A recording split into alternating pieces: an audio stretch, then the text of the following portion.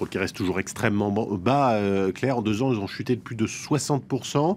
Et ces prix bas pèsent bien sûr sur l'économie des pays exportateurs de pétrole. Oui, alors il n'y a pas que le Venezuela dont on parle souvent, ou encore la Russie qui souffre de la chute des prix du pétrole. La Norvège, 7e exportateur mondial, est elle aussi dans une impasse sur la côte sud-ouest du pays.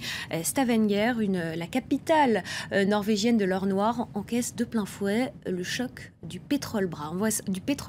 On voit ça avec Julie Jargot. Dag Grunbrekk a travaillé dans l'industrie pétrolière pendant 25 ans. Aujourd'hui, il est au chômage pour la première fois de sa vie.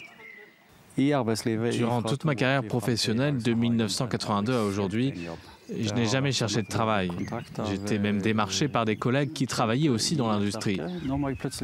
Aujourd'hui, je dois soudainement chercher du travail, apprendre à écrire un CV. C'est totalement nouveau pour moi. À Stavanger, le chômage est resté inférieur à 1% pendant des décennies. Mais ces 2 dernières années, l'effondrement des prix du pétrole a changé la donne. Au moins 30 000 emplois ont été supprimés dans la seule petite ville côtière qui compte moins de 200 000 habitants. Depuis 2014, les cours de l'or noir ont chuté de plus de 60%, le résultat de la surabondance de l'offre. Nous avons vu les prix du pétrole atteindre un pic en 2001 et nous avons toujours vécu sur la flambée des prix du baril. Maintenant, nous savons que le futur ne ressemblera pas à ça. Cela signifie aussi que nous devons aujourd'hui apprendre à diversifier notre économie pour pouvoir nous appuyer sur d'autres ressources économiques, pas seulement sur le pétrole.